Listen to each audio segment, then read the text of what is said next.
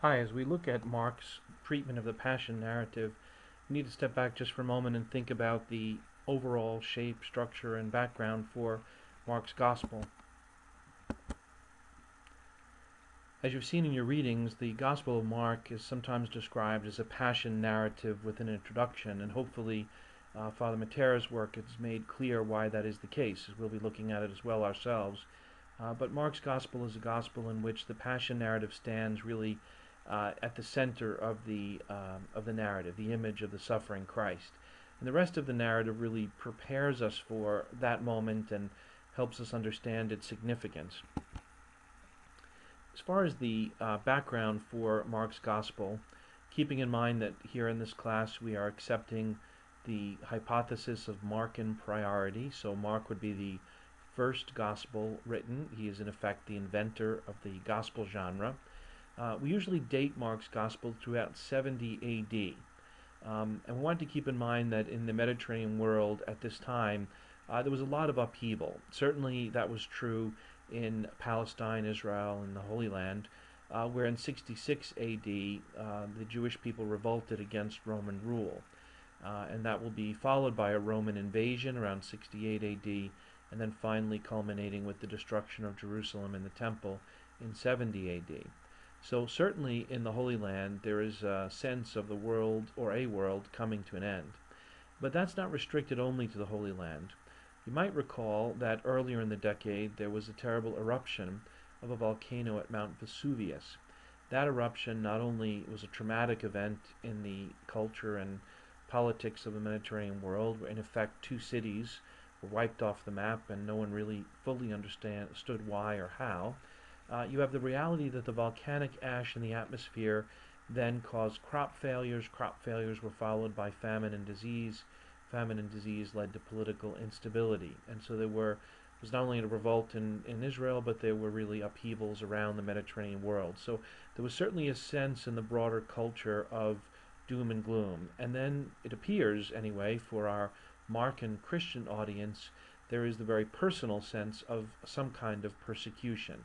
And remember that the scholars are divided as to whether our culprit for that would be the persecution that occurs in Rome in the mid-60s, or whether it is in Syria, Palestine, and associated with this invasion and the upheaval surrounding the Jewish revolt. In either setting, the point is that our Markan community feels like everything is falling apart around them, and they themselves are experiencing some degree, a severe degree in fact, of suffering for the sake of the faith.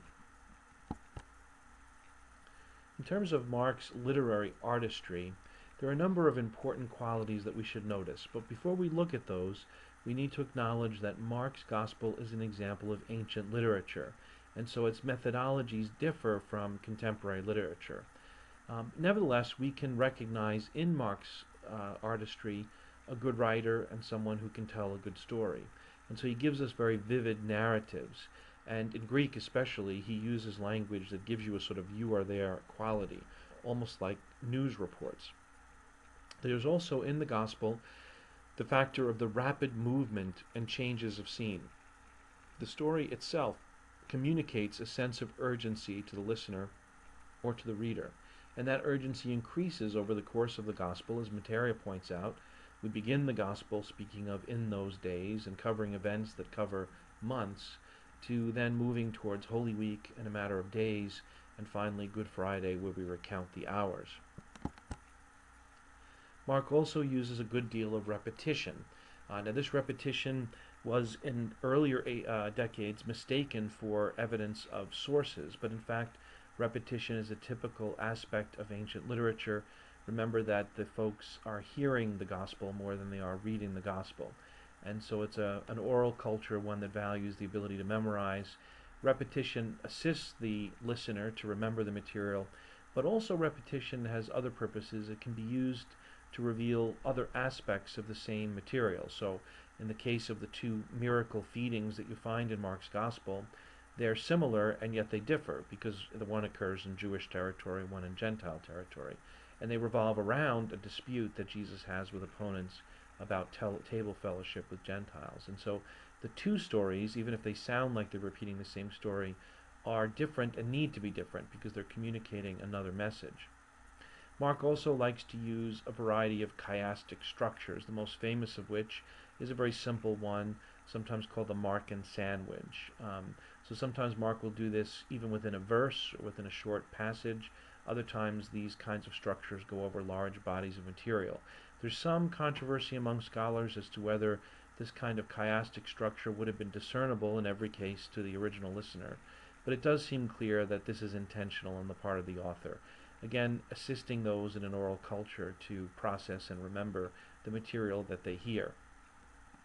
Certainly, as you've seen in Matera, one of the key things that Mark is going to do is use foreshadowing and echoing. So we look forward and we look back over the course of this narrative. As we look at his artistry, we also want to keep in mind the character of the narrator and the audience within the text, and then the audience, it's directed to the original audience, and then of course ourselves as well.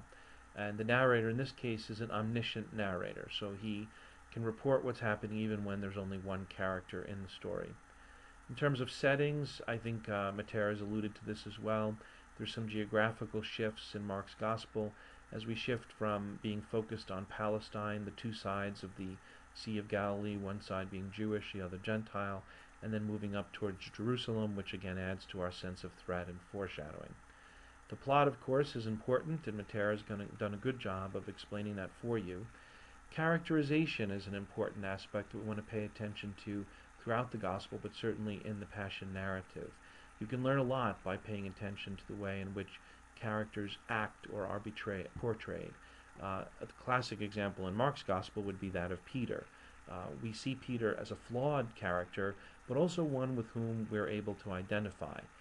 So as much as his behavior may not be the ideal, he still provides a model, because he's someone who fails and yet continues to seek to follow the Lord. And as we'll see in all of the Passion narratives, Mark is going to make extensive use of irony.